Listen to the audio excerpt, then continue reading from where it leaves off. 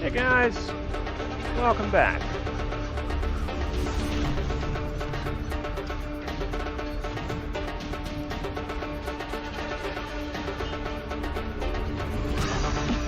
So, here we are, back with another episode of Macintosh Keyboard Hacking,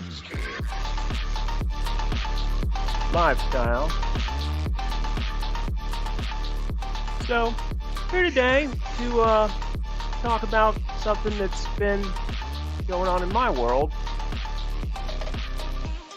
and that's the IPv6 outage in Asheville, affecting potentially, thousands and thousands of people. That's led to IPv6 outrage in Asheville, and so we're going to kind of dive into some of that here in the next few minutes. Look at what's happening on the network side, and yeah, where do we go with all that? Take the key off there. Switch to that screen. Yeah, so yeah, good track there. The Raven. I should probably spotlight that. Easier to tell what it was if it wasn't flipped. But yeah, thanks again to NCS Audio for all the talented people out there and so on and so forth. So, preview. All right. So yeah, so once upon a time, I had functional IPv6. It took a while to get working because it took a while to understand it. I don't know, regular old IPv4, you just get online and everything's magic. But I think people pretty well understand IP addresses and such. But with IPv6, there's a whole lot more going on. The first thing that's really obvious is there's a lot more addresses. Whereas you'll have just one, version 4 address, that's pretty self-explanatory. When it comes to version 6 addressing, sometimes you'll have at least one, generally two or more addresses there. So it kind of comes, IPv6 is essentially a parallel universe to IPv4. So there's a TCP that runs across it, and it's just like TCP in IPv4, but it's on the level 6. So I'm not going to get too much into it directly, but what I do know is that I should be able to ping a link local address of my default gateway, and that doesn't work. So I'm using, for purposes of this, I'm using a pfSense, and IPv6 here in 2025 is essentially magic. Just like you get an address for DHCP, over DHCP for version 4, you're supposed to just be able to turn it on and connect and go. There's a few advanced things. Because of the way IPv6 has 4 billion times as many addresses as IPv4, the designers have not really put any interest into implementing NAT. That is, the technique that everyone's familiar with now, where your entire house goes out through essentially one public address. IPv6, there's so many addresses that they decided they didn't even need to consider that. I don't know. I kind of like that everything, is masqueraded together in one ball, and that, somebody cannot, get the direct independent address of my, new LG refrigerator.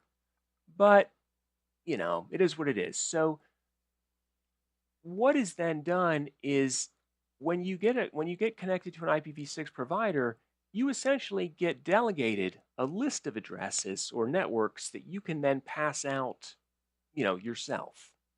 And so that's what we're looking at here in the pfSense interface. A 64 is basically the minimum unit of allocation. So just like a Class C, your 192.168.1 range, everything in IPv6 is a 64. So, in this case, all I have to do, none of these, back when Spectrum's IPv6 was working, none of these really made any effect. It worked every single way. I think you want to send a prefix hint because you want to get a 56, because that's 8 bits below a 64. You want to ask Spectrum to give you a 56, so then that gives you, however many billion, or 256, then networks that you can pass out. So, anyway, not working. Essentially, several several people in the neighborhood have, the same symptoms. So I have a working IPv6 on Starlink in one of these tabs. Oh, I did. So this is what it's supposed to look like.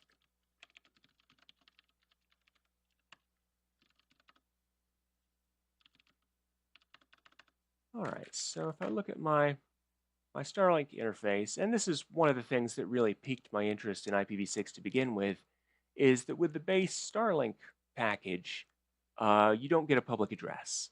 And that's true actually in a lot of places that are not the US, and also pretty much every cellular carrier does not have native IPv6 connect, or I'm sorry, native IPv4. They tunnel everything through a version 6 infrastructure. So I was looking at IPv6 as a way to host information through Starlink, without paying, for an additional, legacy style address. And so, that was working just fine and dandy on Spectrum as well until the hurricane hit, and IPv6 hasn't worked since then. So obviously that's a challenging thing to try and communicate through support. You can just kind of imagine that.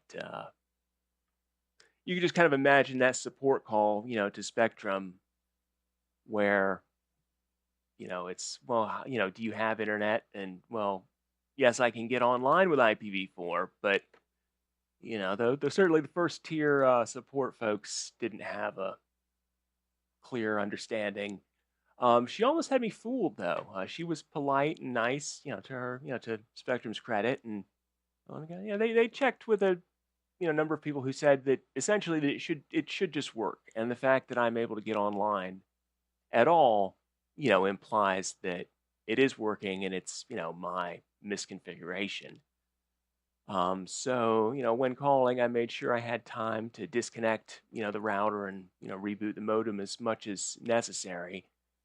And I had a Mac laptop, a Windows laptop, a Chromebook, an Android with an Ethernet docking station, Apple Airport time capsule, an iPad. And so none of these devices were able to get an address plugged into Spectrum's network, and none of them. What's I trying to say? Yeah, nobody got an address and no connectivity. So there's a certain amount of functionality, I guess, in that it's able to determine. It's able to get itself sort of a link local address. Let's just get that guy out of the way there. And so sometimes that's mistaken for an actual connectivity. But this FE80, that's like the 127. Well, it's more like the 169.254 Class B network you may be familiar with. And in fact, that's something a lot of devices that are dual stack, that is to say, they will simultaneously run IPv4 and IPv6 alongside each other. IPv6 adds this concept of IP addresses on everything, whether they're allocated or not. And so essentially, the more modern operating systems will put functional 169.254 addresses everywhere. For no real reason other than that mirrors the technology, the architecture of IPv6, where they like to go around, putting, link local addresses on everything. So, I guess it's just sort of an artifact as to how they've, coded the network stack or something like that. But let's see, where was I going? Yeah, okay, so here I am up on Starlink. I haven't figured out how to manually route IPv6 because I don't have any way to test it. Whether or not I have it up on Starlink, I don't have it on Spectrum, and so I'm limited in my ability to pass packets and so forth. Now, I don't actually have a paid Starlink subscription, so in general, the first thing you want to try is whether you can ping an address. And this here is, I don't know, this is, I guess, the address that people like to use as a quick shorthand. I think it's sprint.net in South Africa or something. But you can also ping by name, just like you would. Except I don't have a DNS on this box. Yeah, so where I could ping Google.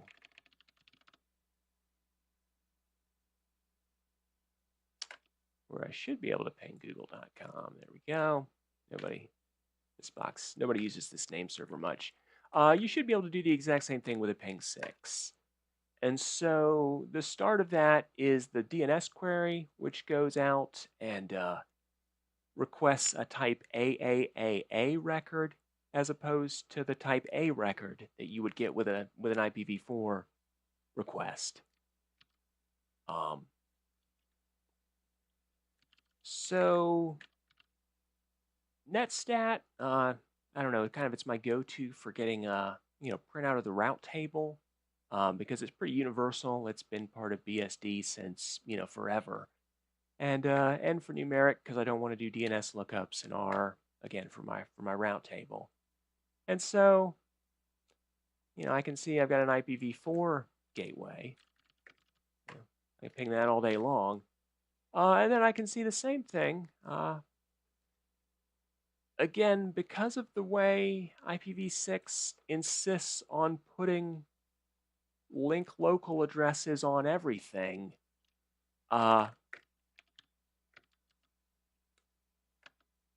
it's, everything, my default gateway has, been advertised. In this case, I'm on some form of BSD here, and IGB0 is the name of my physical Ethernet interface. So that's one thing that you'll see a lot if you are trying to deal directly with link local addresses. Many times you have to specify the physical, interface that they're, where you expect that address to actually be located. So in this case, I just take a little look-see here. We see packets coming from Spectrum's headend. These are IPv6 packets. There's a protocol ID there, whereas it's 800, I think, on Ethernet for IP. Anyway, those are going to an Ethernet, a multicast Ethernet MAC address, and ICMP plays ping type packets play a special role in IPv6. But essentially, the MAC address is broadcasting that we do have a router available. We do have something that will handle and process IPv6. And, inside that route advertisement, we can actually see some sort of address allocation. And I guess, I don't know, it says it's a lit32 prefix. I don't know. I don't really know how to, read all this stuff, whether this is my address or theirs. But, it seems pretty optimistic that it has some connectivity that it would be delighted to share with me. So in IPv6, ICMP is kind of its own protocol. It does a lot of it does a lot of different things here. But essentially, the short of it is that, okay, so I got two different networks here, so probably that's them and this is me. I don't know. One way or another, I'm unable to ping them as a link local address partner, and that is not as it's supposed to be. It's, if I look on the Starlink, and this is Linux, so I got to add a -6. Yeah. So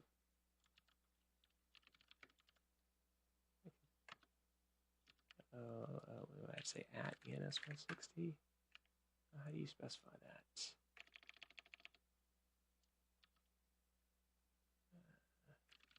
I mean, I can ping a real address.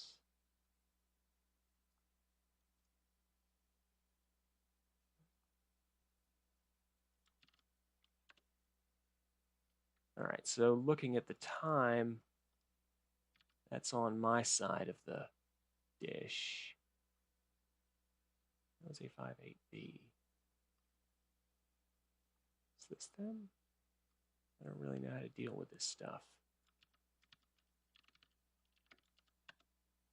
Yeah, how do I specify? There we go. Still with the percentage sign. Yeah, and so seeing, more than 30 milliseconds of latency, this is on the other side. Wow, so low sometimes. This is on the other side of the satellite network. ICMP ping implementations are not always as robust as you might expect. It is possible for a different packet sometimes. In some implementations, if you've had duplicate packets go out to have false acknowledgments, you see that a lot on wireless networks. But yeah, so I mean, I've figured out how to ping an address. If I take this same, if I plug my router into Starlink, I get an address immediately. And that's true of Windows 7, Windows 10, random Linux, pfSense, which I guess is NetBSD. Android phone works. Everything works. So, and it's not just me. I've conferred with other folks in the neighborhood. So, again, this is the outrage. Thousands of people. I mean, what is my net mask?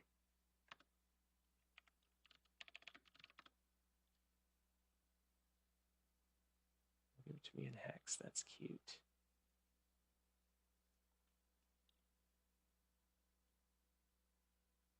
So that's 8. So that's 4,000 hosts. So that's thousands of people. Well, let's see, who is it? Let's start with the gateway.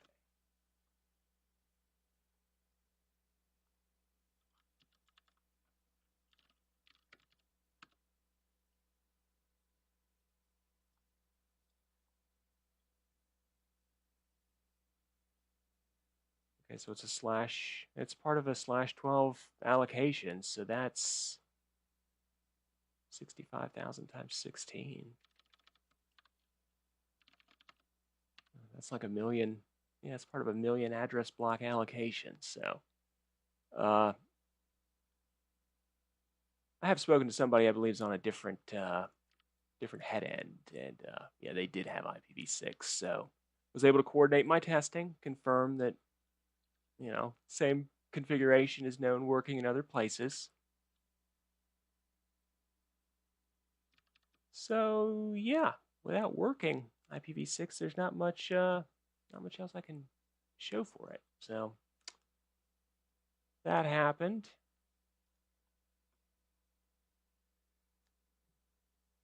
And Spectrum is here for a while, and They re-provisioned my modem like 3 times, and yeah, it didn't. Nothing. Yeah, no addresses. So let's see how long. We'll see how long that takes to fix. All right, so done with all that.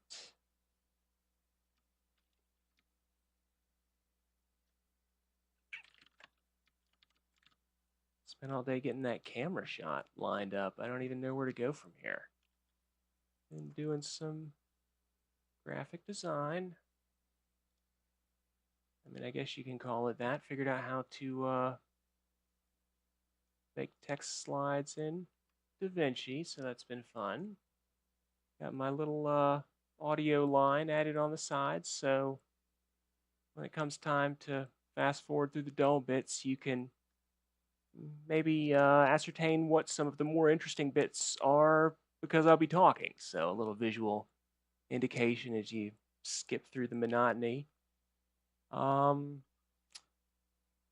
ongoing disk shortages. Once upon a time, I was recording video prior to setting up this Raspberry Pi as an H.264 live stream.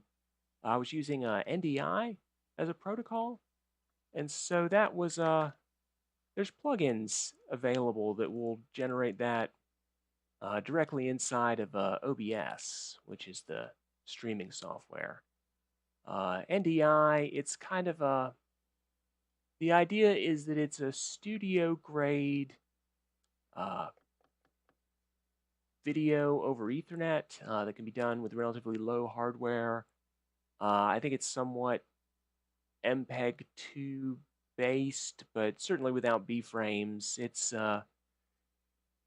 there's an output plugin for OBS that will generate direct NDI streams, which are then receivable by lots of expensive things. So, you know, AvidDex and yeah, whatever the commercial things are that I don't own.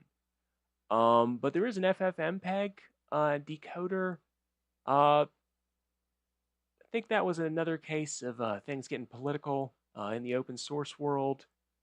They were kind of working together, and FFmpeg sort of, you know, reverse engineered support, and then NDI sent them a cease and desist because they hadn't purchased a license, and then NDI shipped. I think it's NewTek. I think is the parent company. Yeah, then they shipped FFmpeg with their own like implementation. So yeah, it kind of got into a little free software, you know, fight there. But so development is not current. So it was the only way I could, you know, manage the bandwidth needs. So point of that being that that has then, not that one, and there crashes the encoder. That has turned out not to be the best compatibility-wise because I had to transcode it anyway. So I have since been waiting several days for my 12-core Mac Pro to plow through terabytes upon terabytes of this incompatible NDI footage to turn it into sort of an optimized H.264 stream. So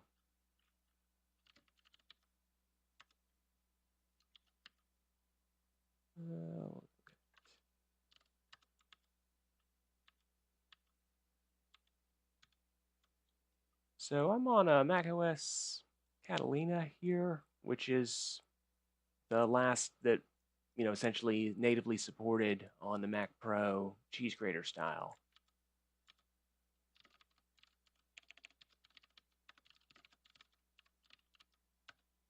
Yeah, I just put together a little script here.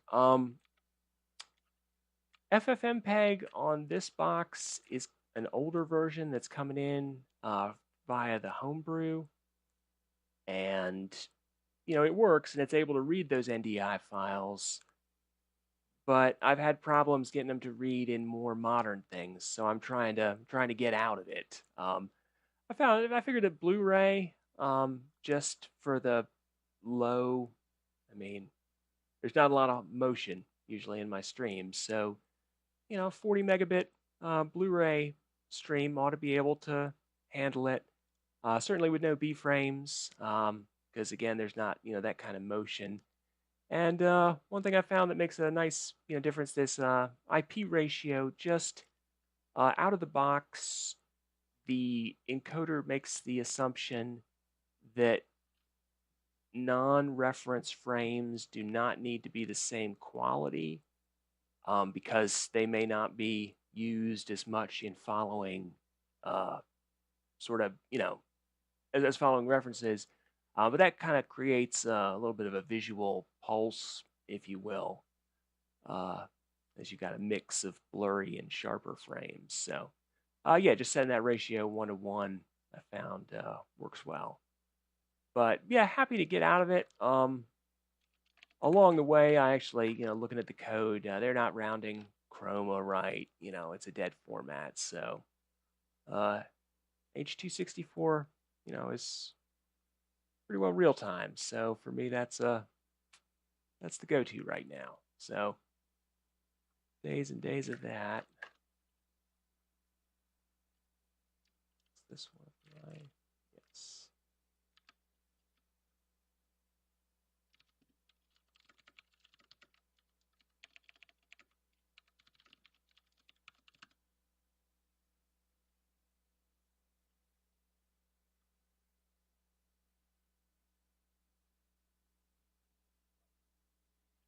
Slower than expected. Let's see, it's full CPU use there. Oh, that's going to be the wrong spot. All right, 52 remaining. Totaling 883. Oh, we're under a terabyte now. That's great. All right, so that.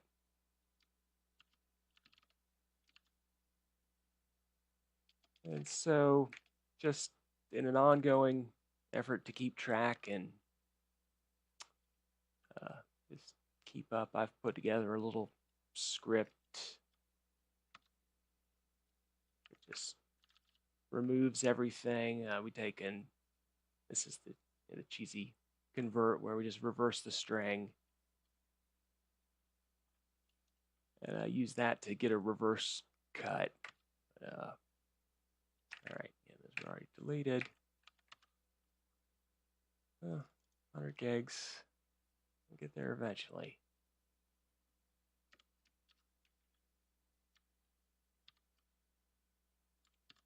All right. So I wish my IPv6 worked, because then I could feel a little bit more confident debugging my unsubscribed Starlink connection.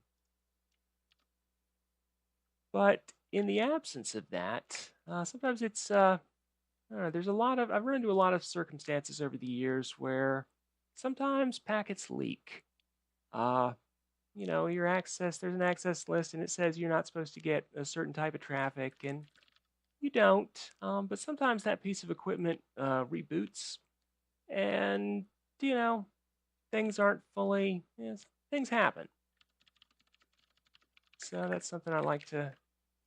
Here I've written a TCP dump expression that just basically says, show me anything that wasn't involved with me. Yes, and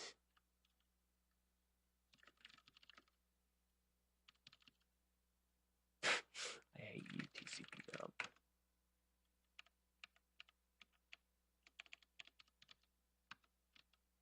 They've done something in this Debian. That's old version, obviously, but to try and let non-root users run TCP dump, and I guess that's cool, but I don't know. I know you're not supposed to run as root, but it's the only way I can ever get anything not done, done. So what's interesting here, 192.168.100.1, that's sort of a generic, that's the same as the DOCSIS address. That range is handed out when your cable modem is first powered on but doesn't have a RF connection upstream. So that's the range you get put in there. What's interesting is that the Starlink terminal is actually asking for a public address. Now that's ARP and it's a normal broadcast and it happens.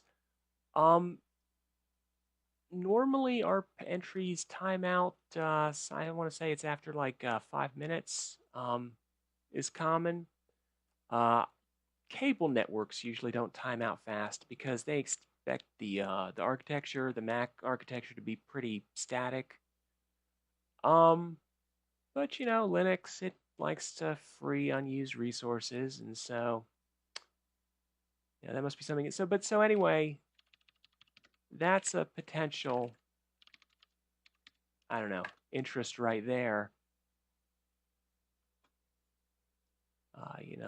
The dish wants to know who that is, and what happens when I say yes. So let's look just at ARPS and see if we just cut off. I'm sure there's a fancy TCP dump flag, but I just cut everything after the first space. Yeah, that's still a lot. So let's. But when we look at it total, there's 14,000 entries there. But if we unique that, we get down to 2. So yeah, the terminal here wants to, it's interested in a private IP and it's interested in a public IP. And that to me is more interesting. That's interesting. I'm sure that'll just come back to, oh, this guy doesn't really have internet. A second, who did it? And let's look up from that. Oh yeah, no, it's pulling that from my side. Yeah, so one thing that's interesting about Starlink is when it, let's take a look.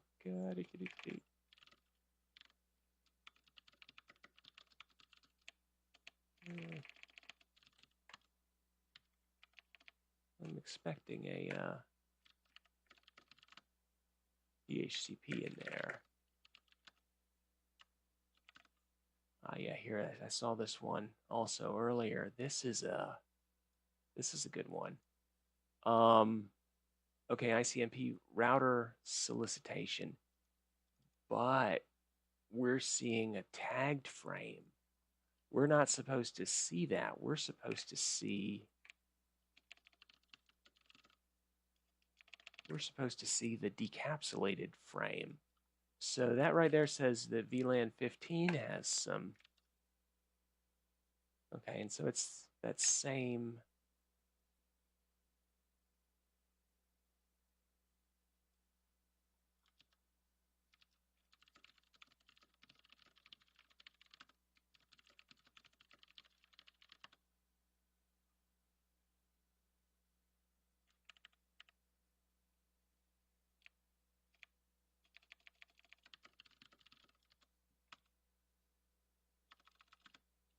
Okay, so yeah, we're seeing 2 different addresses out there on the Ethernet side.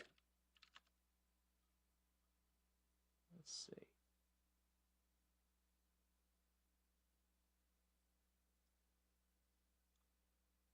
I guess, okay, so yeah, so this would then be the 100.1, it would be, yeah, it's just like in DOCSIS, it's your local management address. And even after, typically, even after your, you get your real address from the service provider, you can still typically get to that address. But a lot of times the it'll be blocked by user, your consumer router, or because it doesn't expect there to be that additional, because that's a whole separate subnet than what would typically be provisioned. So I don't know, you can't always reach that. And these days, certainly Spectrum doesn't offer any services on that address that I've been able to find anyway. So what advertises itself as the default gateway on the IPv4 side? They're using this 100.64, which is just it's another one of the private IP ranges essentially. That's less likely to conflict with the one that you're using at home.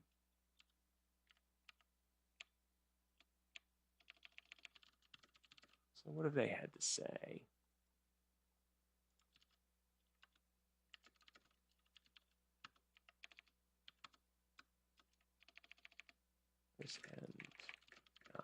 IP6. Okay, so that address has never spoken to us in a way that is not IPv6. I mean, they have now, but yeah, they don't really have any. Nothing has come from there, and been broadcast on the network side.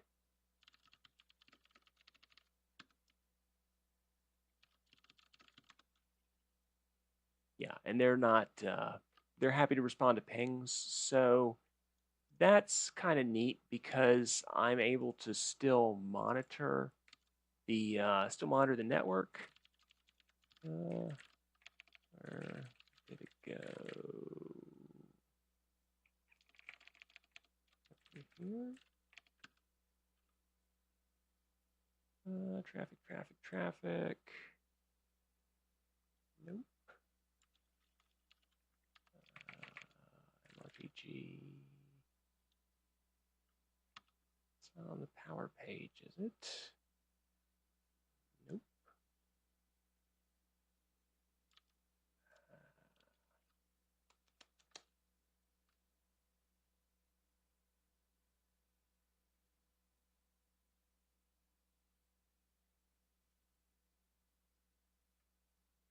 Let's see what we can do about that.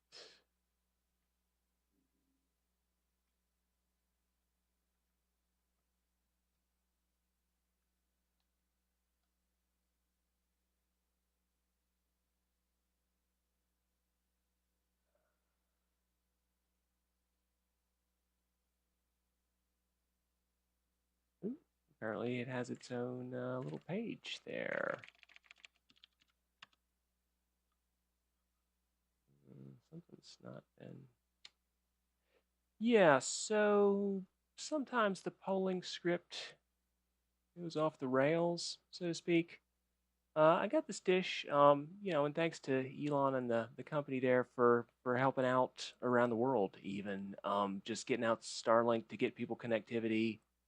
That's something. After the hurricane, we didn't have wired internet forever and cellular. I mean, for like 3 weeks, and cellular was, not always the best.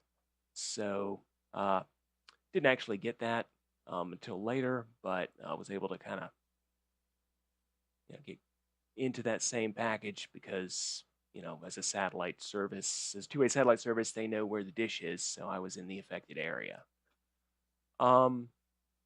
Yeah, so two of the things that I've got, graphed here, and it's a little bit more, it's visible in the long term. The solid one is my dish occlusion, my tree, my neighbor's tree, in fact. So, it was borderline back in November. It was great all winter. The Starlink app would say that there were, 1 or 2, 2-second, I was in the less than 5-second outage, maybe a dozen times a day. So it was essentially perfect. But trees have been growing, and then here something has happened. I haven't looked at the polling lately, but it looks like something has stopped working. Presumably because the dish got rebooted. Starlink's pretty militant. I mean, they're pushing out updates. It's like every Tuesday or something, or they reboots all the time. So they keep that thing in a clear state.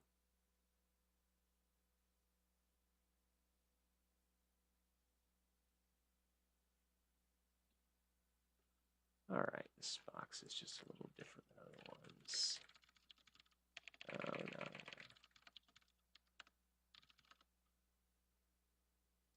All right.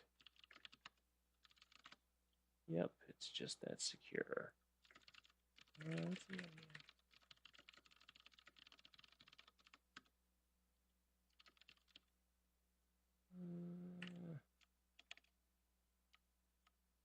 What's that one called? Obstructed.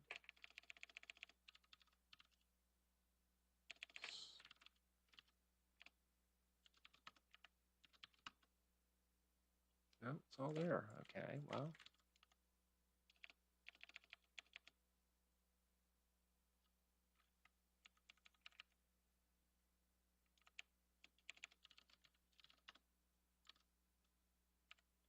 Clearly, I don't know how this thing works.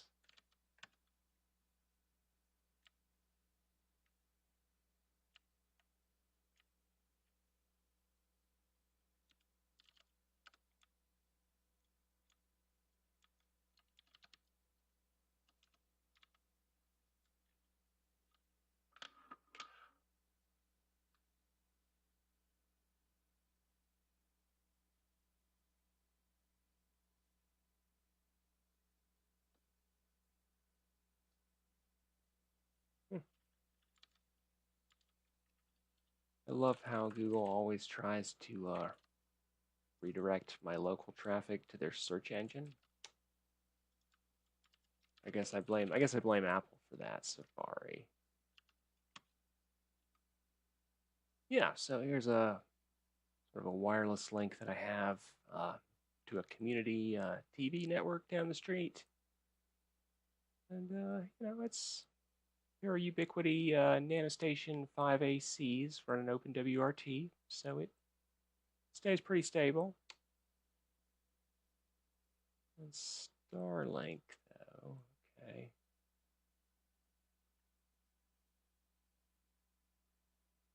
It's been out for like 2 weeks. Okay, so and then this is my ping test.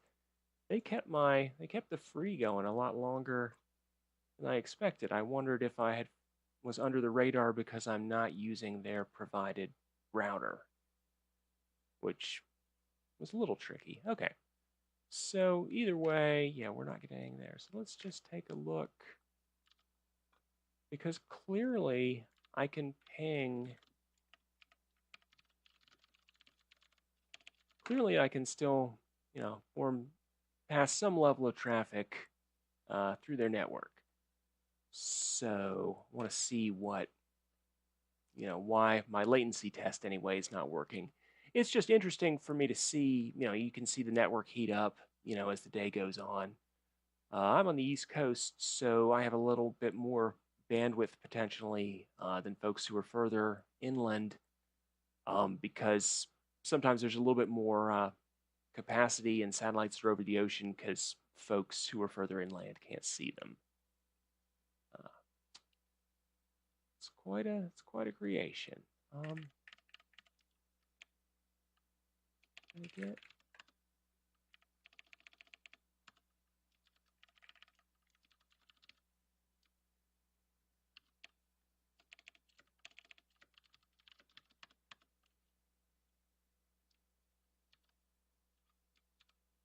somebody's pinging. That's working. Yeah, this is okay. So that's actually the MRTG script is actually running right now. I don't know what it's called though.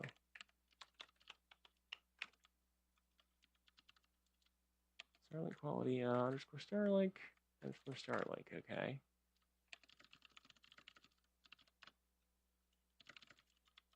That means the traffic is no longer there.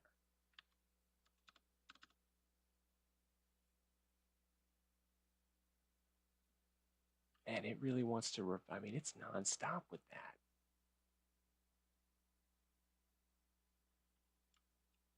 All right, let's give it what it wants and see what comes of it.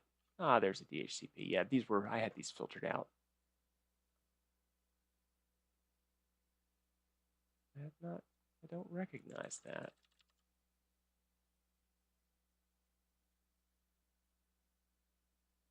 Yeah, so Starlink does typically, because their app relies on this 192.168.100 address, they've actually tried to make it work. And so, as opposed to Spectrum or whoever that doesn't really enter in, so they actually push a static route with that information. And there's a couple other things. Let's see, this 34 host, is that 206 the thing that it's been pinging? Trying to reach 206, 214, 239, 197, 195. Interesting. So, yeah, it looks like a minor configuration issue on their side, because assuming that they're passing this same route table into the Dishy as well, yeah, they're just this host, they've stopped using 195. They're now using 197, or whatever story you want to imagine. But they haven't updated that in their DHCP scope. So there's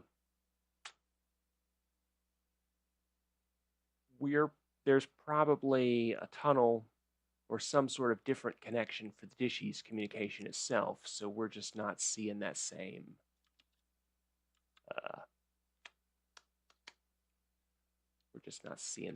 universe. But I don't remember this DNS server. I always remember them. The last time I spent any time with it, they were using 8.8. They were passing out 8.8 and 1.1. So that's an interesting,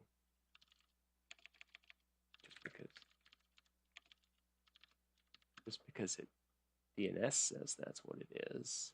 Okay.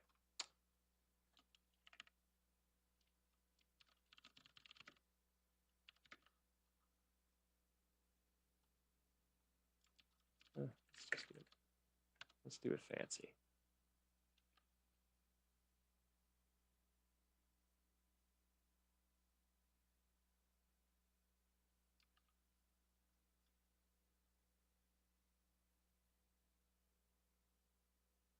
So that address is close. I mean, at least it's close to Spectrum, Charter Spectrum anyway. And yeah, sometimes things just, they don't respond most of the time. This stuff leaks. All right, so then I wonder if they're also, if it's a similar situation, maybe there used to also be a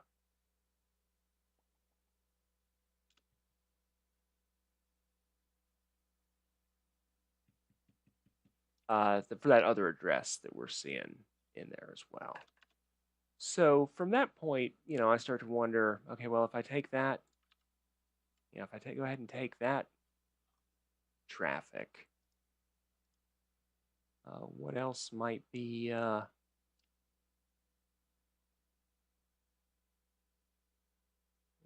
in there? Yeah, so let's see what those are. Okay, that's enough talkie.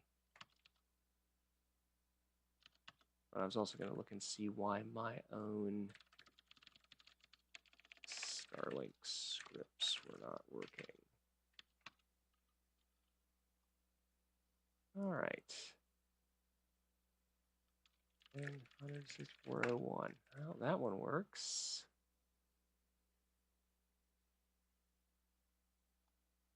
This is clearly a half-baked solution.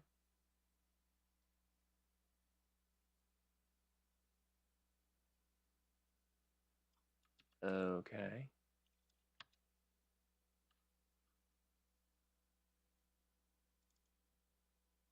Oh, does that mean they closed the port?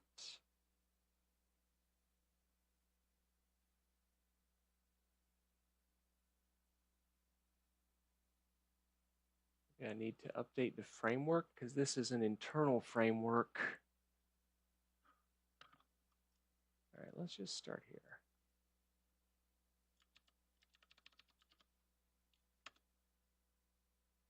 Okay. Oh, it happened when I did an update. Yay, updates. I mean, that's got to be it. I installed something 2 months ago. Uh-huh.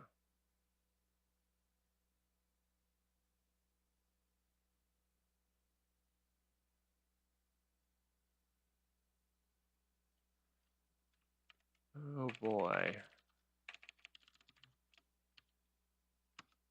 All right.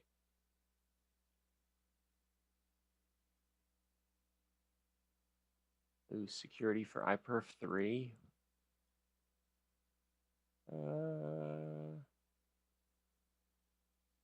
New bind 9. I guess I should. So that's gonna bounce the primary name server for the network. So I just need to be aware of other users.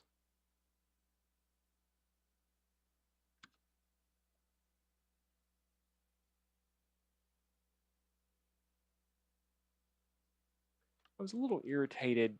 I found that sometimes uninstalling the Ubuntu Advantage tools, which just constantly try and get you to buy Ubuntu Advantage, and that those it broke the machine. I took like libc with it or something. I don't want SOS report. I don't know who SOS report is, but they're not. I don't need that.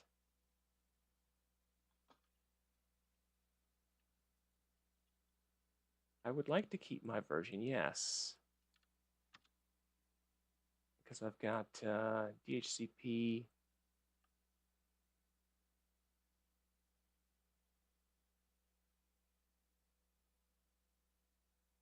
I don't like this update.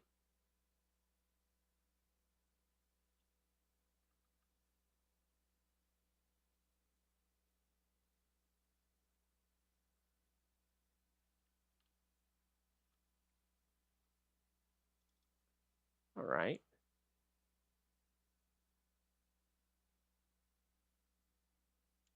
Don't need snaps. I live in the past. Come on.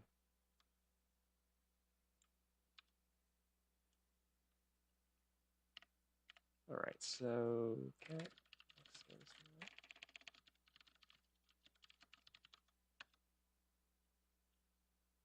tables.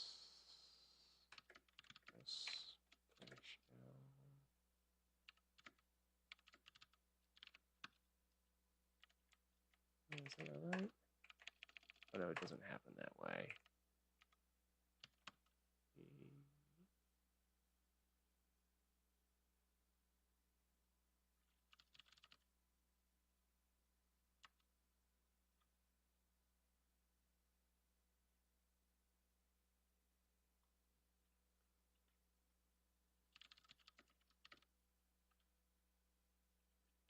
All right, input, interface,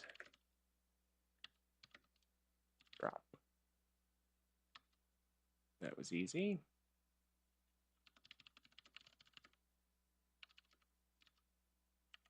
And then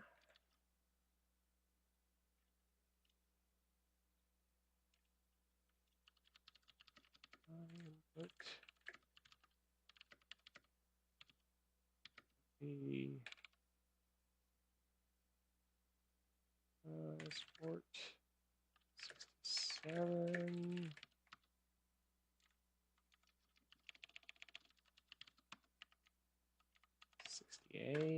Or like maybe from this guy.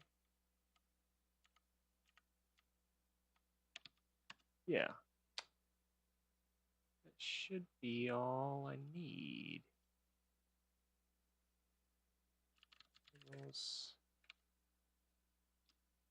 F forward a drop. Take down my pinging ability. Okay. 160. Let's see. Let's get another window.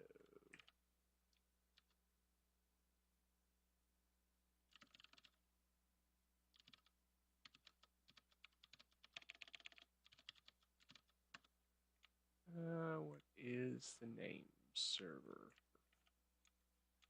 5, 1254, 1253,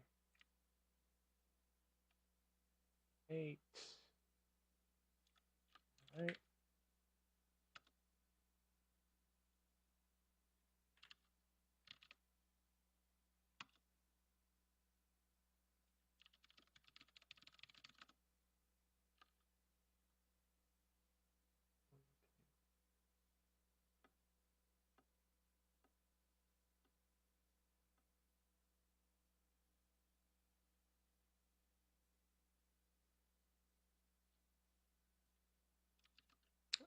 And there we are.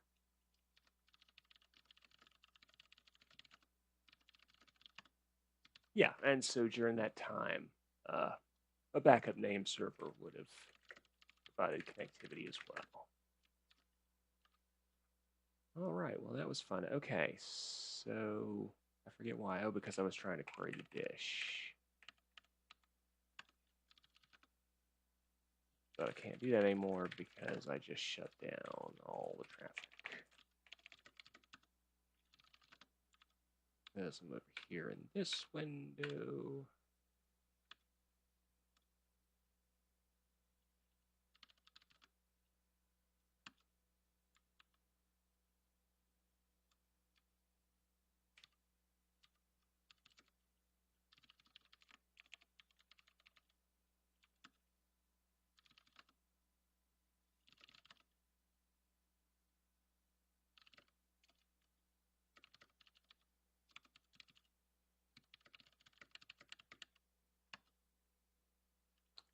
That was nice of it. Yeah, you can actually use tails on binary files. In this case with TCP dump, but you've got to be, a lot of times you have to touch the file first before you start writing to it, because files, TCP dump won't support starting, tail by default starts like midstream. All right. So who is, well, let's not steal anyone's real address. Let's start with this one. Who is 172.26.128.67? Please tell. Okay, 100.1, I'll tell you. Oh, yes, I will. All right, now I just need yet another window.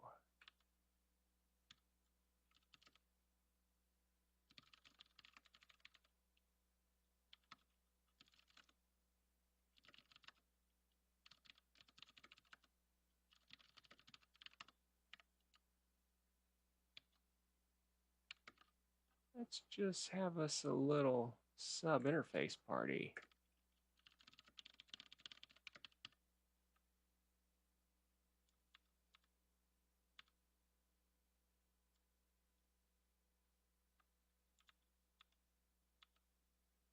Sure, I'll be your friend. I probably just want to do. That doesn't really matter.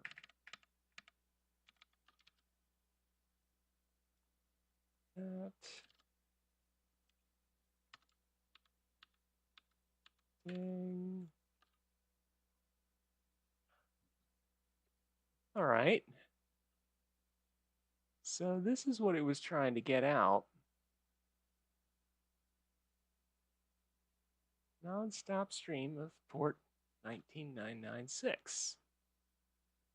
Okay, well, what is that about? And also a curiosity, which port is the real one because it could be responding to traffic that's coming in over the dish. All right, so can we have multiple TCP dumps at once?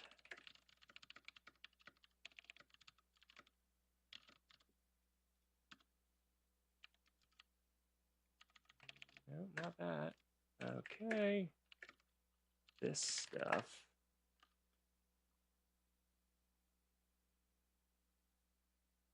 All right, we do see that the ID value is rotating in a largely incremental way. All right. What are your secrets? This stuff.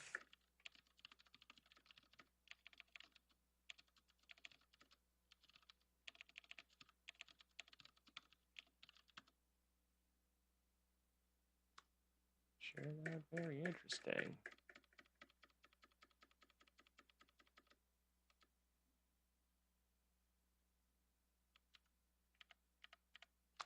Well, let's ask the interwebs. Starlink.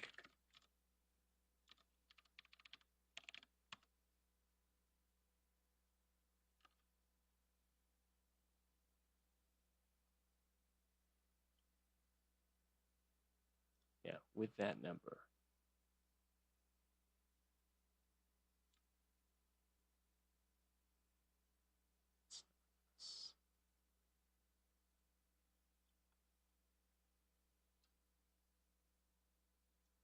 Sense NAT bouncing.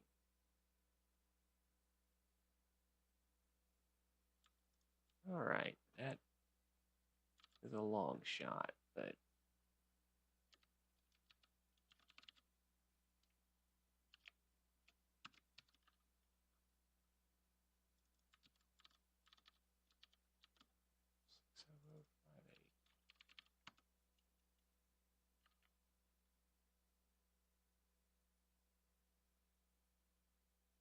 no. All right, we'll take the long shot then.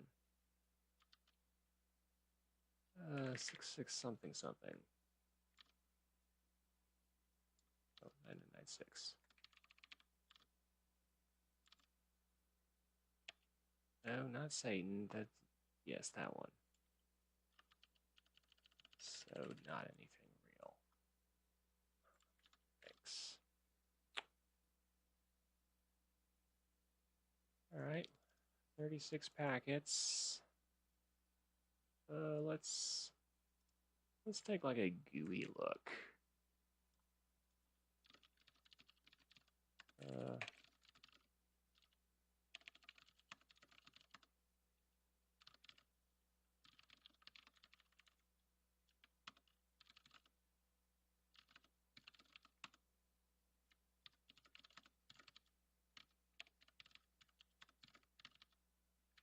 Let's call it PCAP. That would be so much shorter.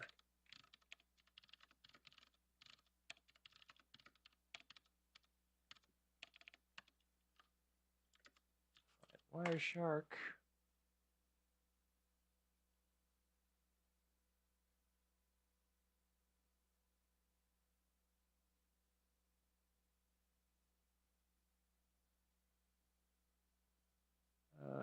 Great.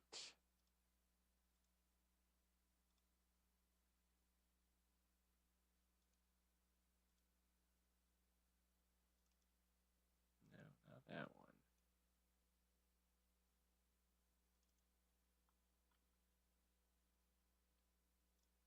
Let's just look at this stuff.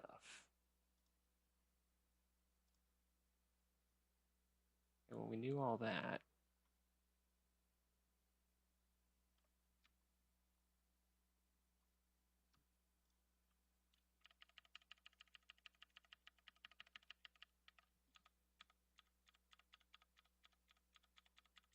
okay, that first little bit is this bit in here is the frame header.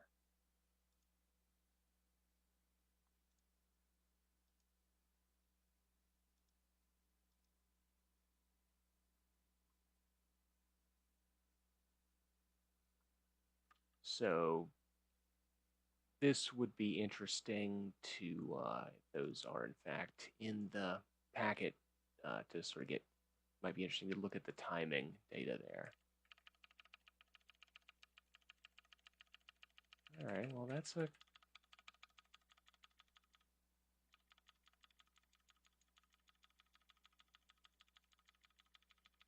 seemingly just a non-stop counter.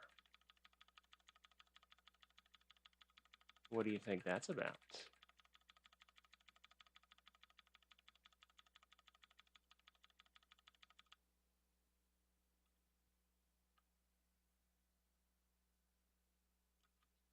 What do you think that looks like? Can I get that in ASCII?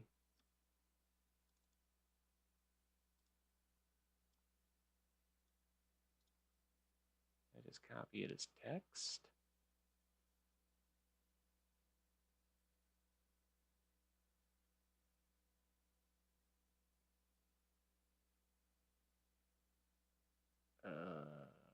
Extreme, sure.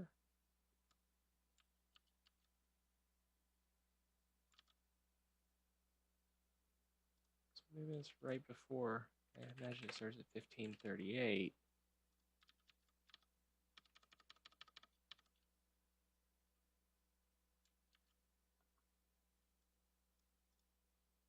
All right.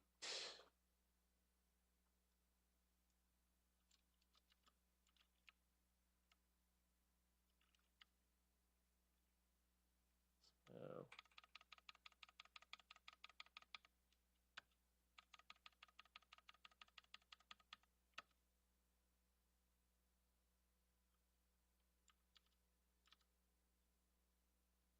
maybe. See if we get any meaningful numbers. That's not numbers.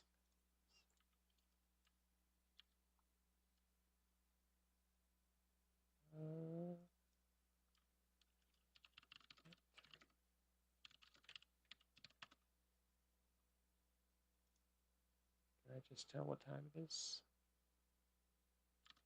17,000. Nope.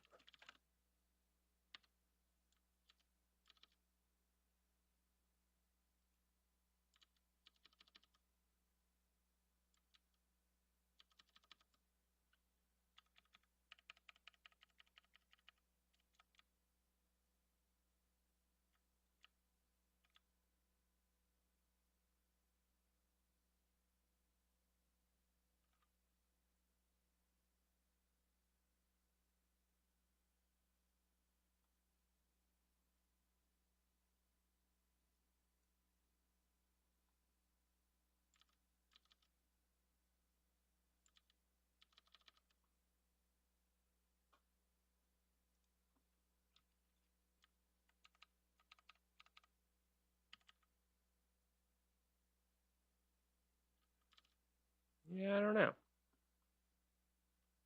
I guess the thing to do then would be to look at the time. How long does this go for?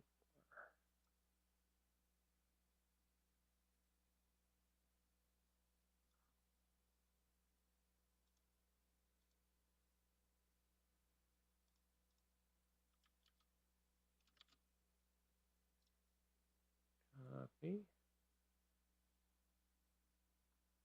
Text stream.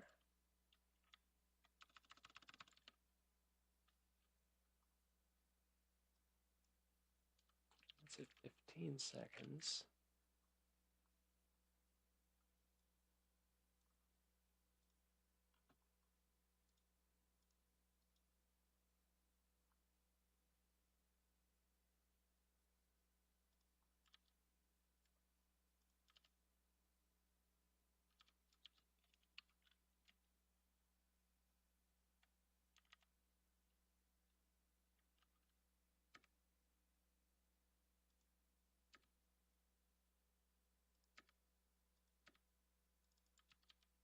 Let's take that.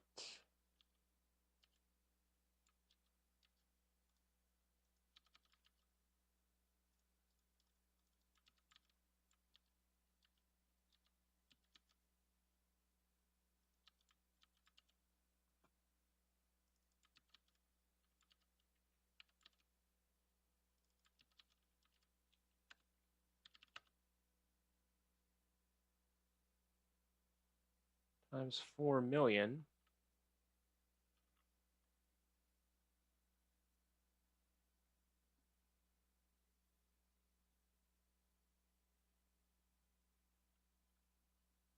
Maybe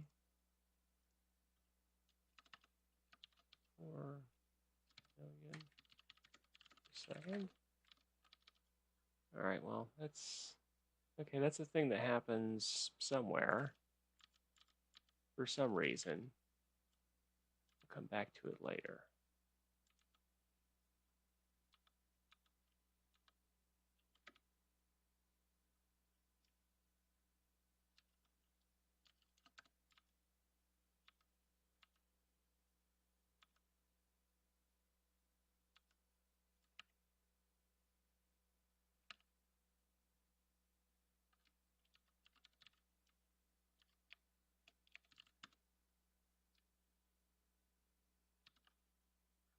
Let's see.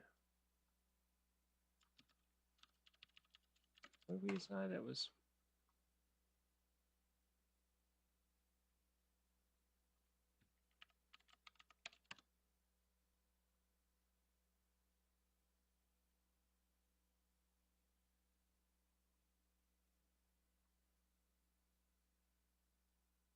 .84.mc.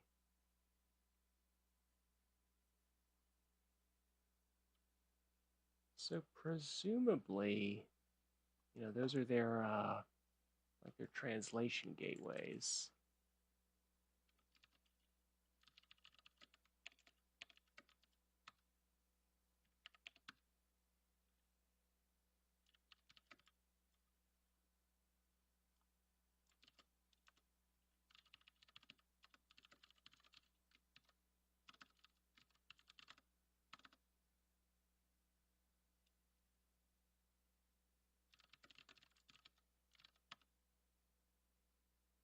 Where was that DNS server it gave me?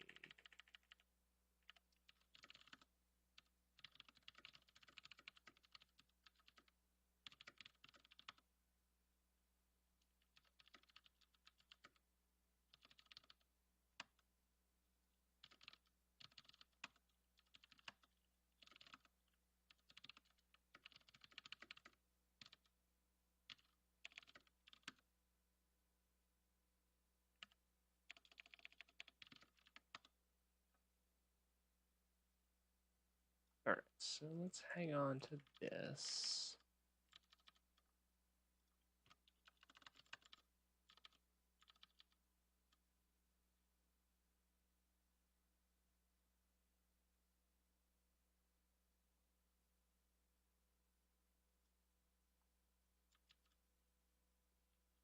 So does that mean I can use that DNS server?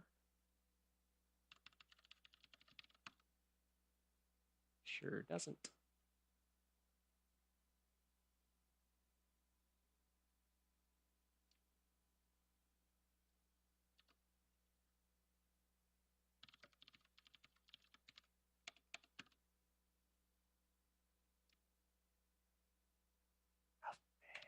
Oh, probably also because I'm a.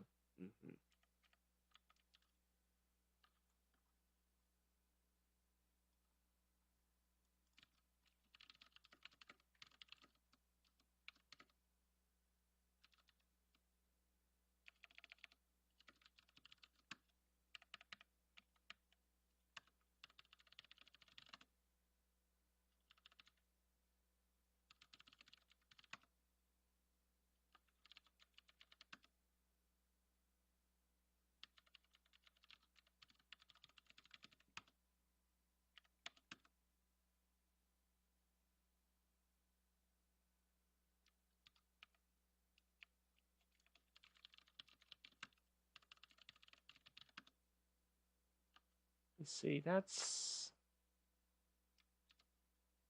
no answer.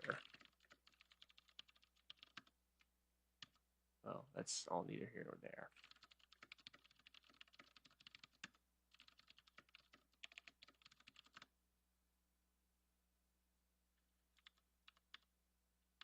Did that make a big mess? Nope.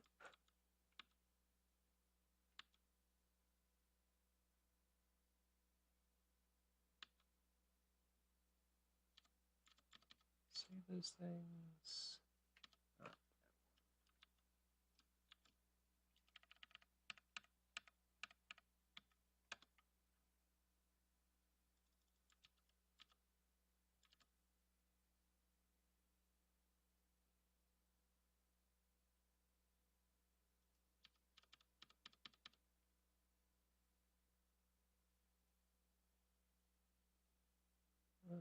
It's pretty specific.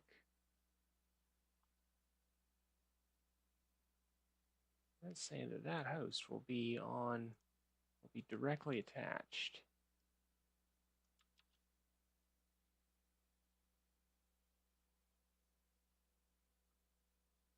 Let's see if I can ping it. Well, again, interesting.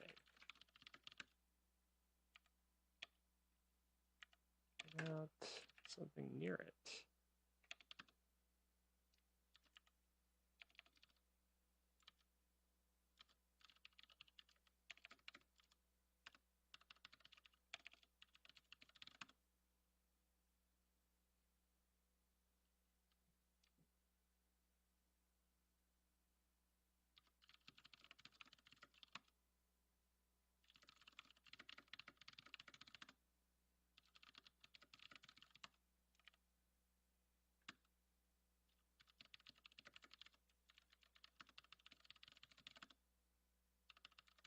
It's definitely not connection refused, because that's what it looks like when you get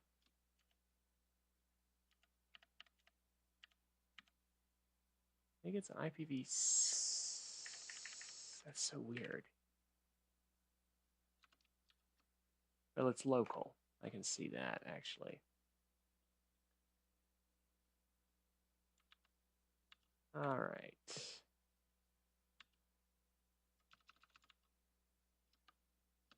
What else was there?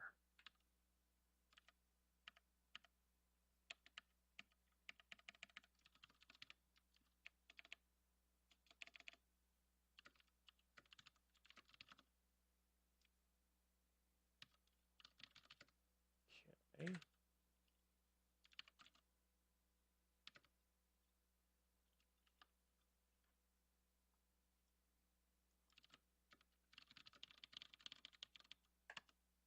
I guess the more modern way is to do something like an IPA add, but I don't know that tool as well.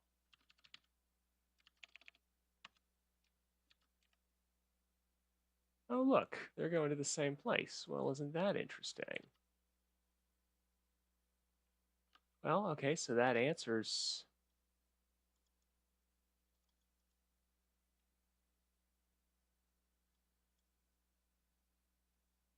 At least that answers the question about the ports.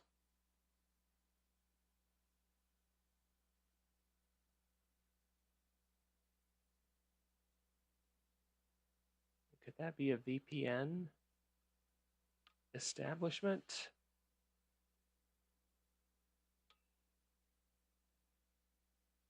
Let that public traffic go.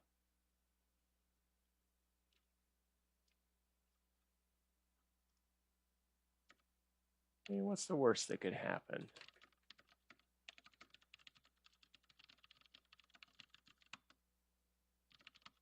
Run out of disk space, probably. I got a couple gigs left.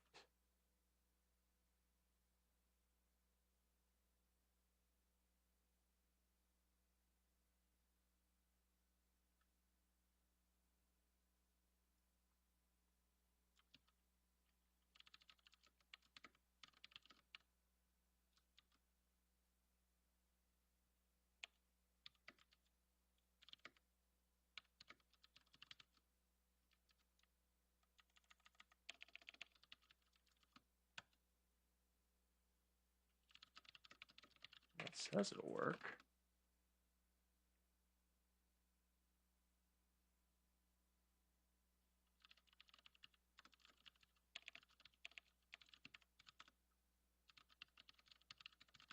Yes.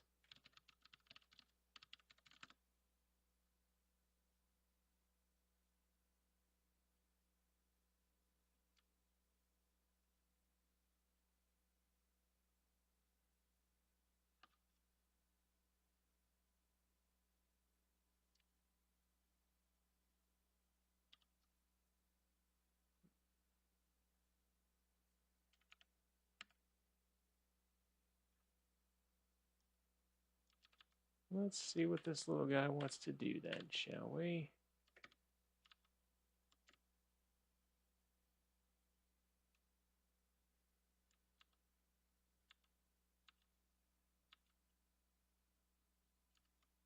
Just want to see it happen every single port.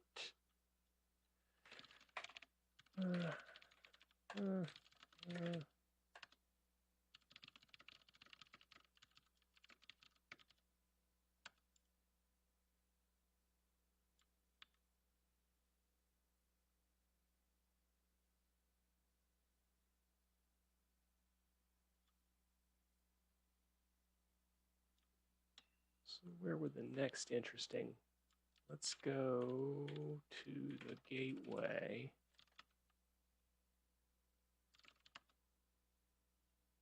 Not much space. That's on IGB0.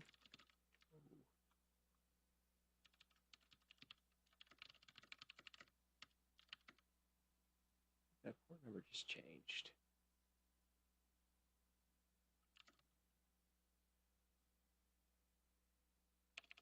Host.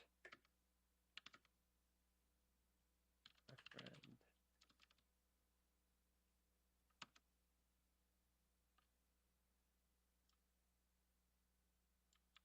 All right, so now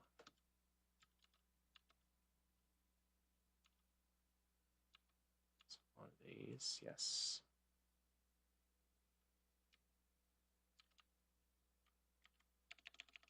Add in the input.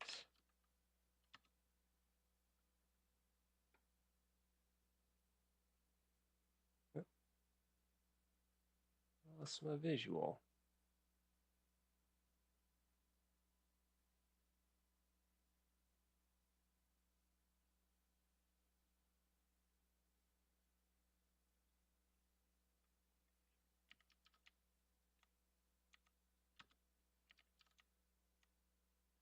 Oh, okay. The packets are going out, but I bet they're not being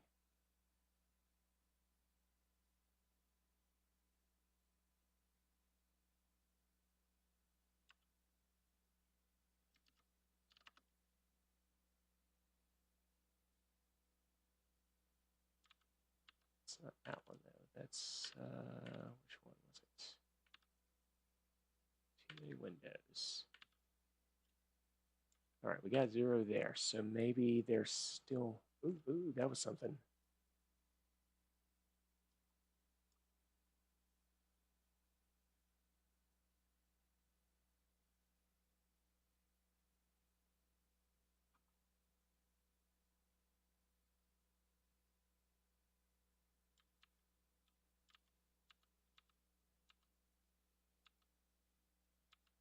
All right, so that's not right. Okay.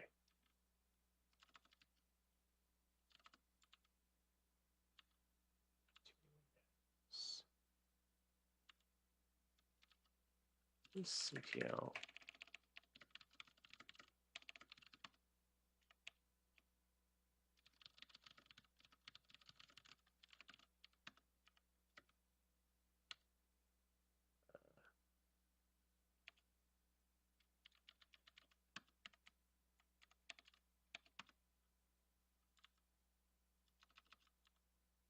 Should stop the ICMPs at least. Yeah, well, let this get out of the net. Come on. Back to that.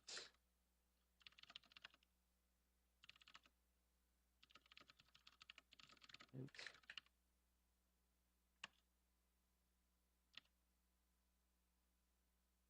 that's really not blocking it. Well, why is it not? Is it coming in?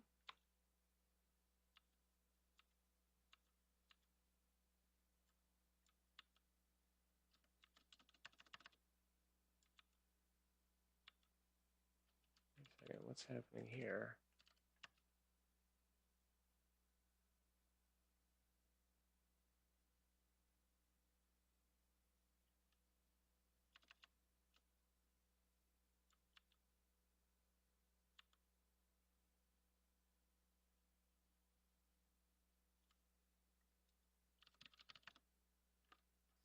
interface via X0.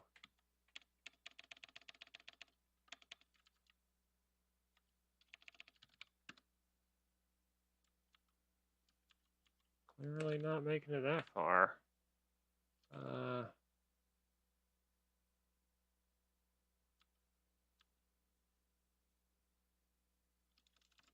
Means I gotta come back over here.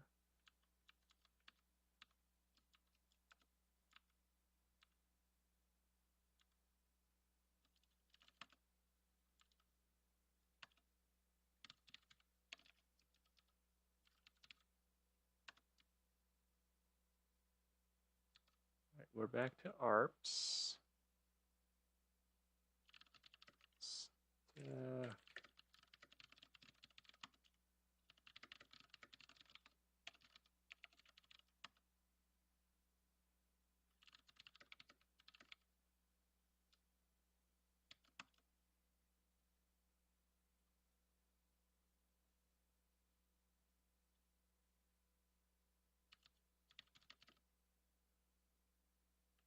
I don't remember it working quite that way.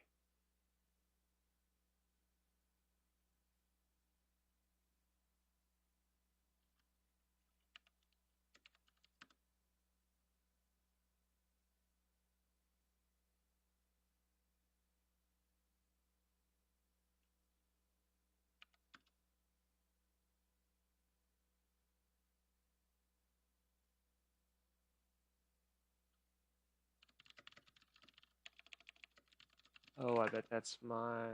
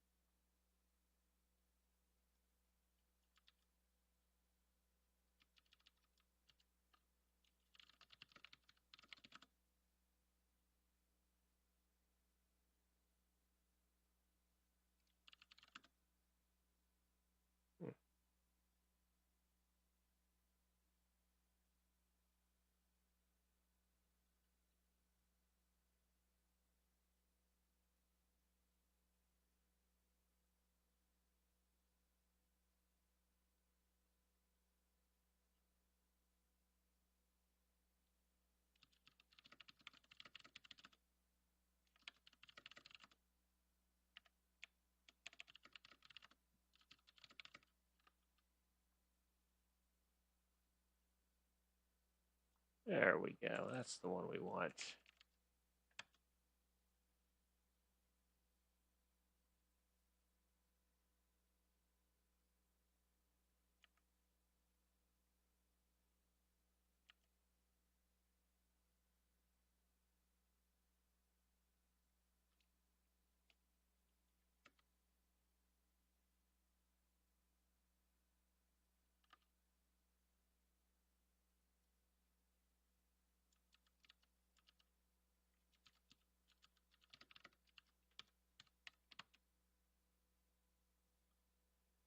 There it went.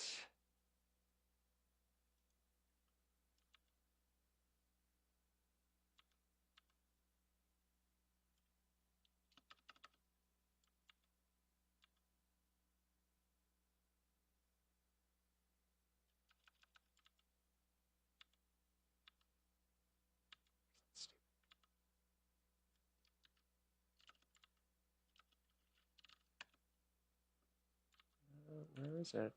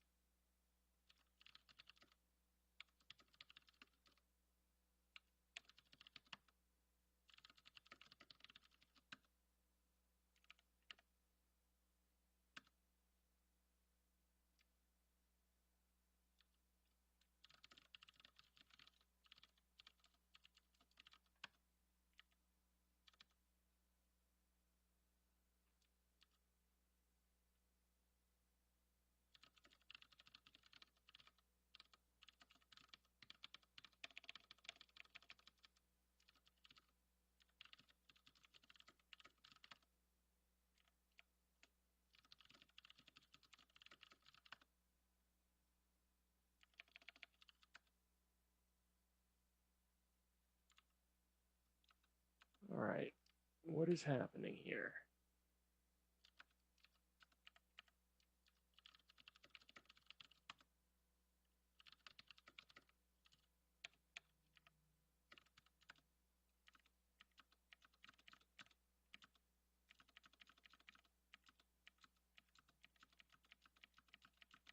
It's definitely being accepted.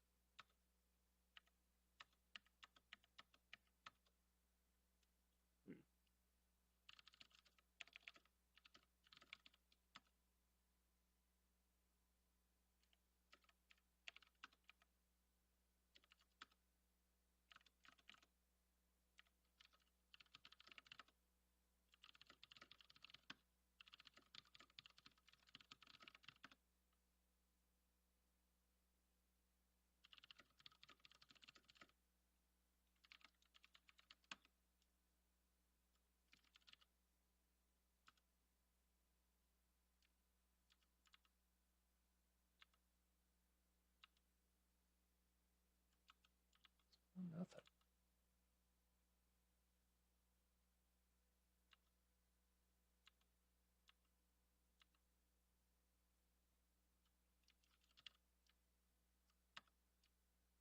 It's definitely leaving.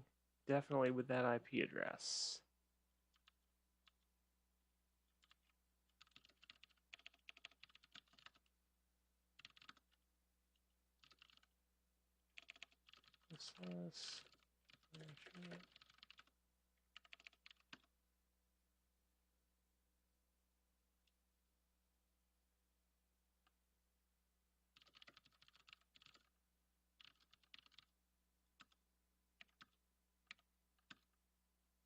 They are leaving that interface like nobody's business. So then they should be over here. Nope.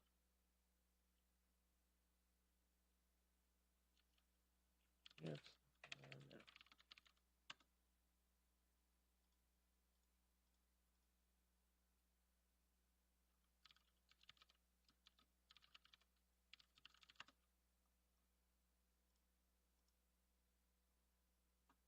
All right.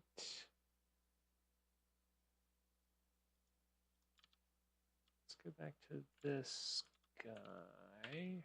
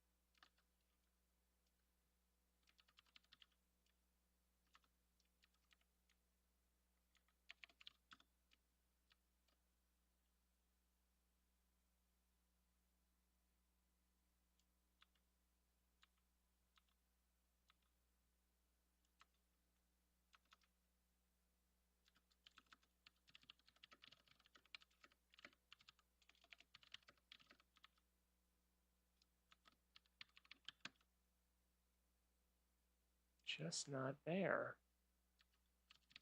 That seems weird. What am I missing?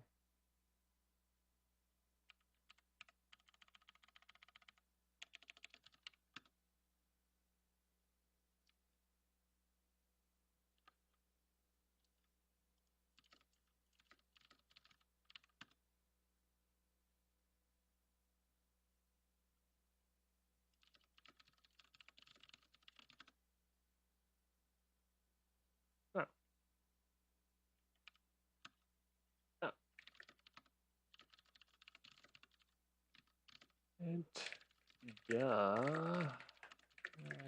Access outbound.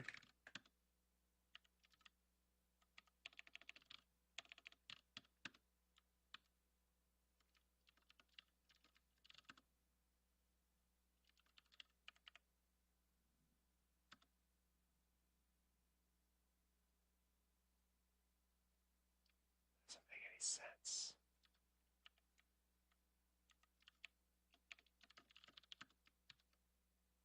I mean, plenty of traffic for sure.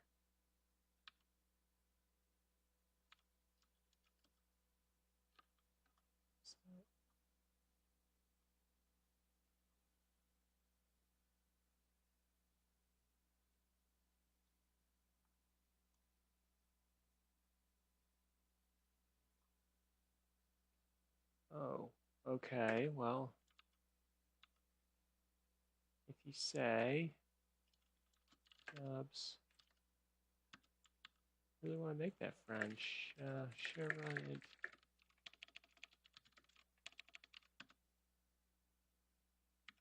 filter there,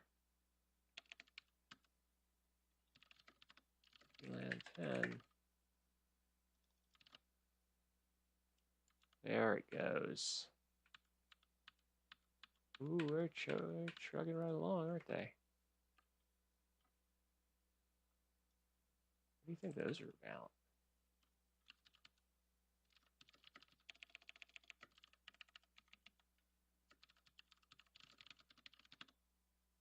Oh, okay, good.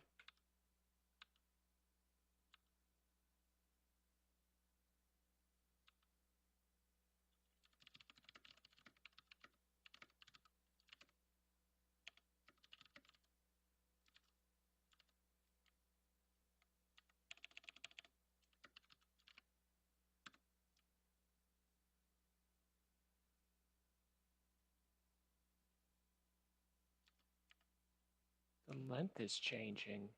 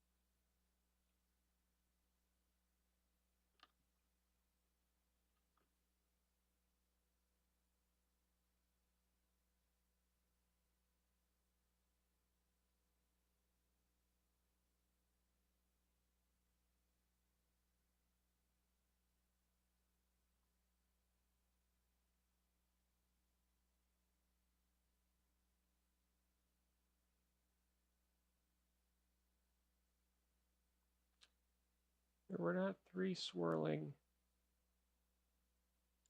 number rings before.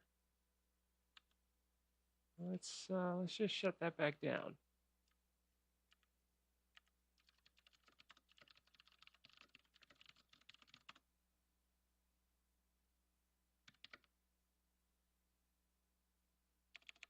If you land 10.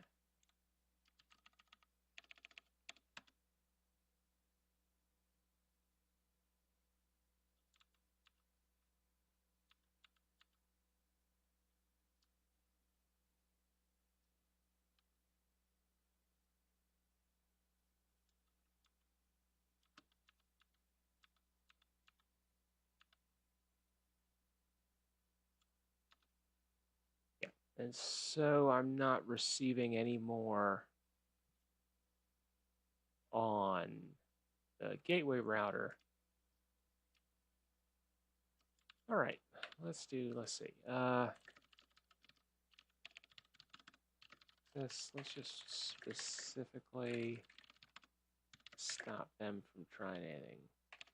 5, 9, IP, wait.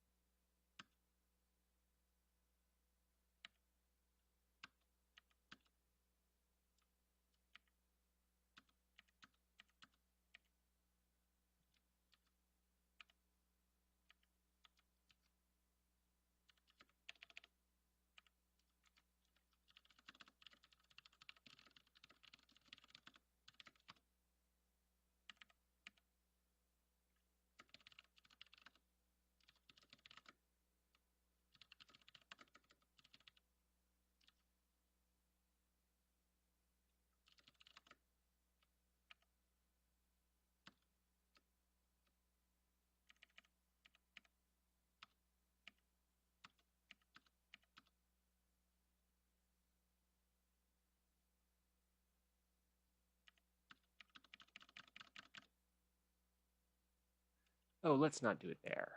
That's what's making it confusing.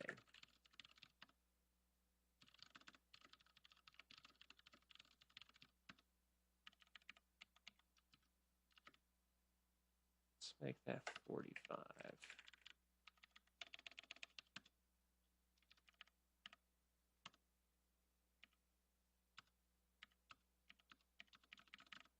That looks a lot more reasonable.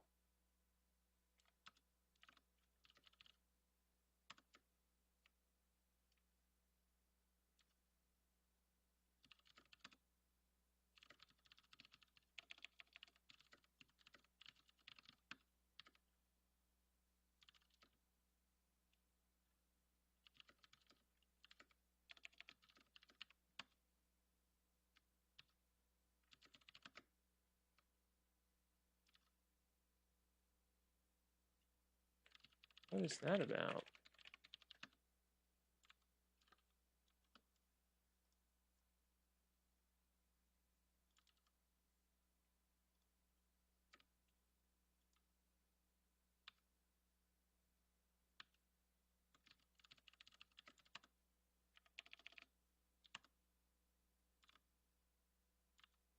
That's definitely strange.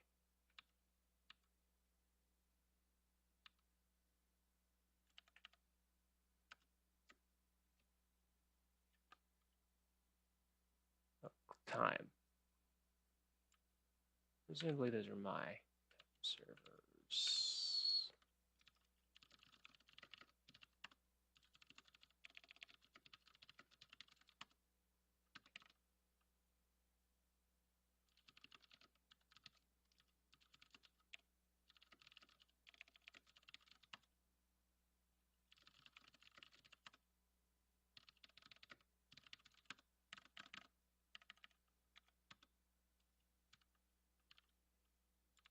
All right, so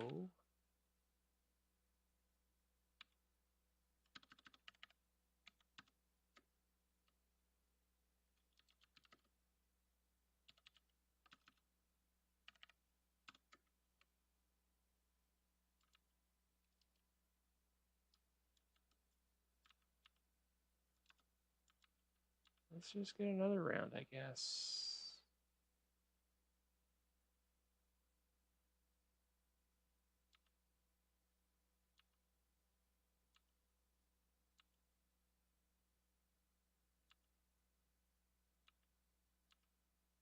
Yeah, I'll take a look.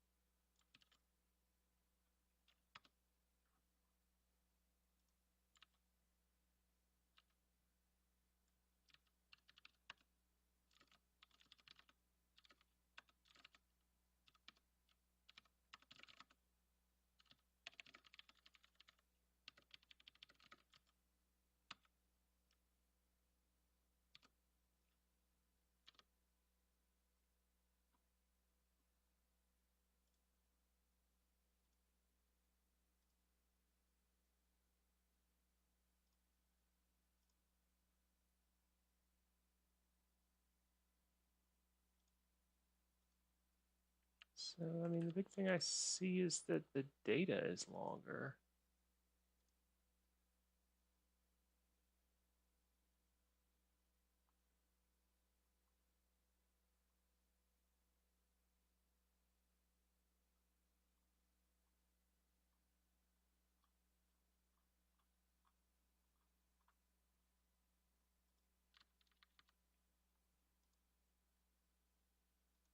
All right, go away. You're not helping anybody.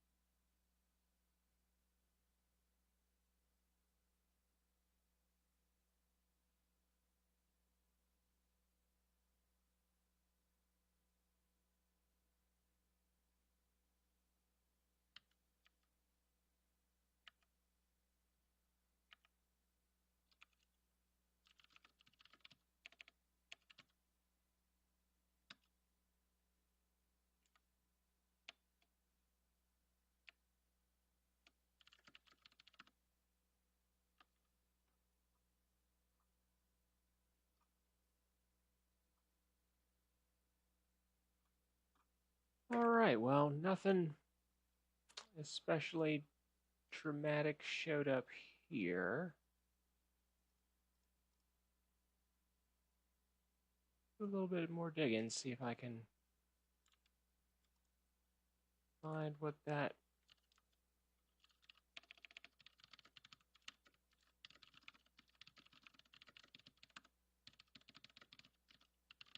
Let's just go ahead and start all that.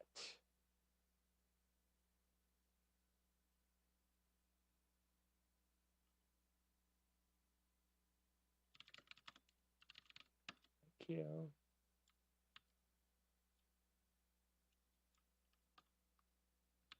Put that silliness to bed.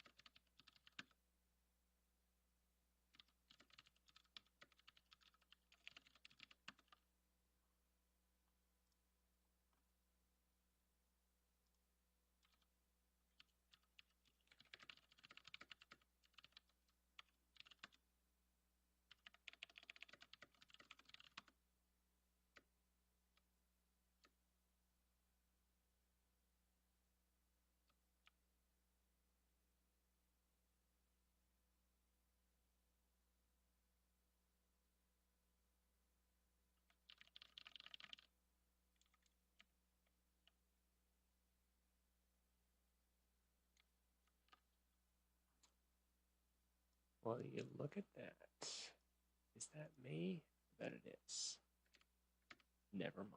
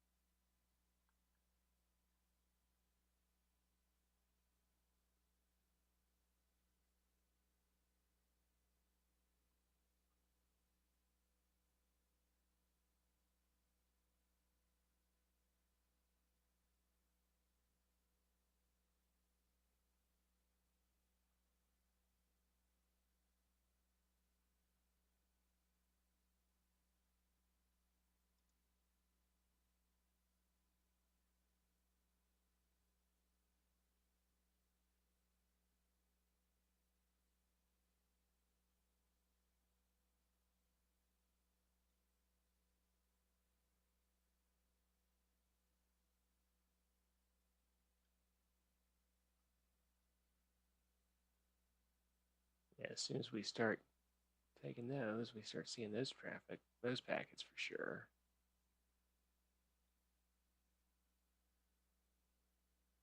Go on for a while.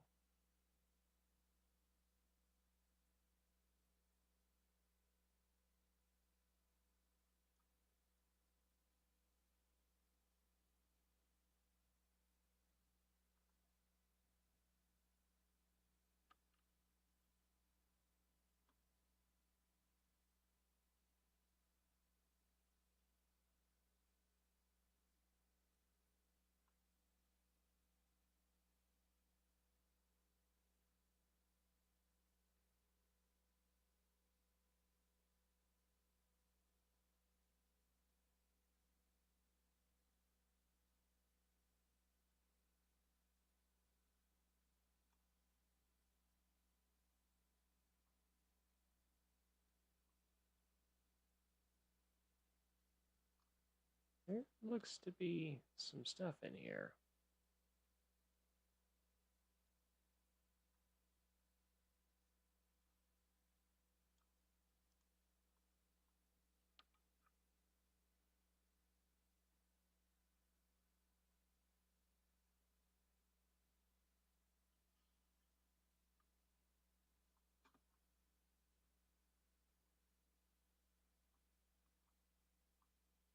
Let's start off, it's 36 and 41. Oh, they're always different sizes.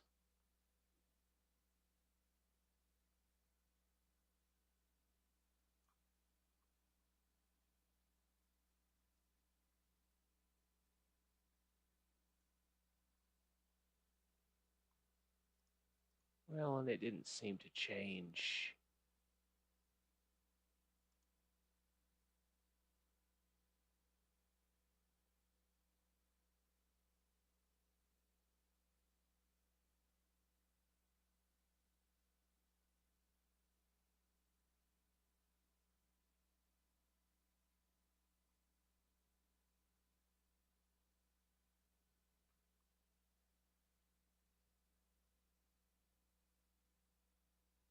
Yes, those would be my router.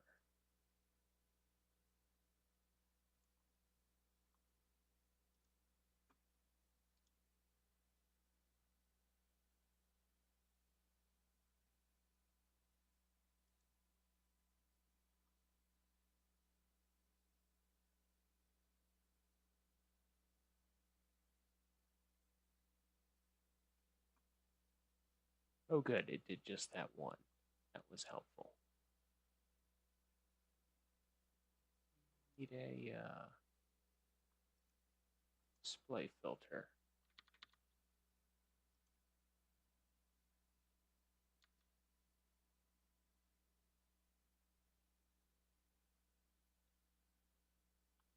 Plus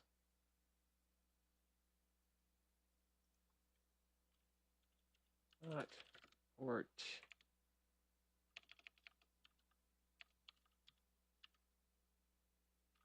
PDP port.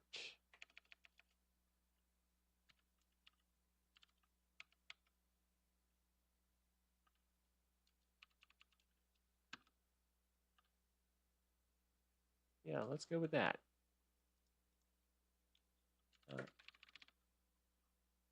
Okay. Can I have that feature?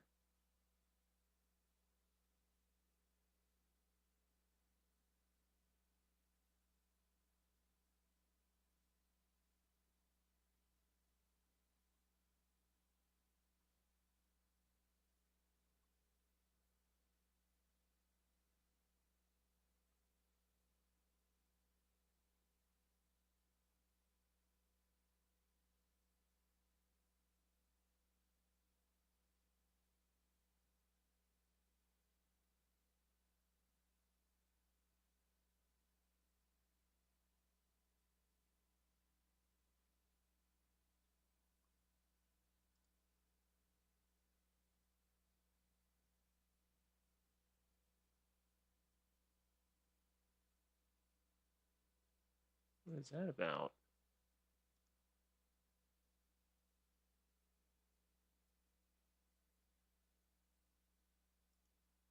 Is that my tool probing?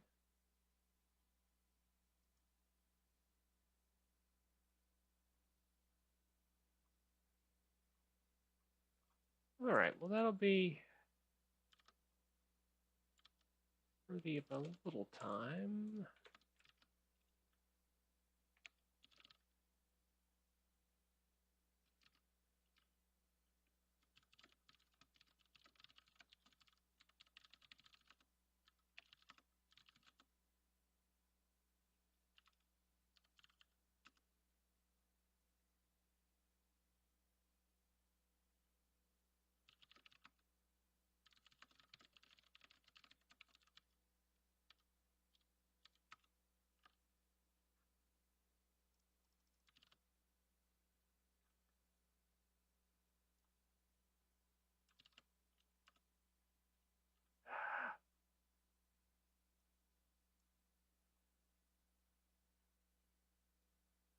Well, let's see.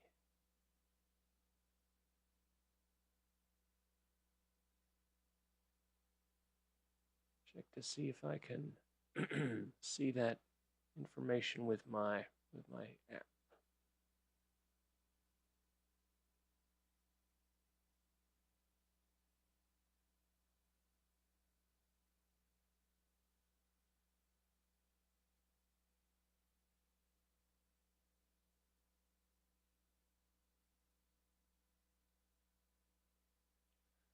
still able to get to my obstruction view. You can see my nice giant tree there. Worked better in the winter. Okay, so the app's still able to work. So the most likely is that they updated something behind the scenes, and that little third-party app is no longer working. Oh, it says my sky is now 25% obstructed. I guess it's a winter only.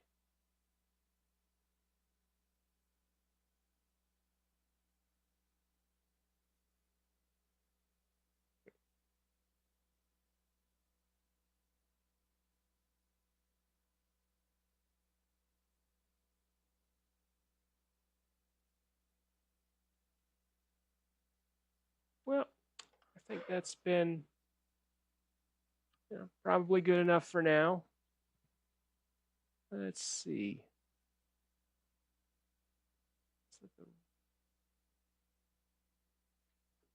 I want to be sure to thank, what's that name? I can't even, ATSMXNXTOM, the Raven. It's funny. All right, well, yeah, thanks everybody for hanging out, and I think hopefully I got a little bit of information tucked away in this one. So, yeah, y'all, time to shut down Nginx and go find some lunch. So, catch you later.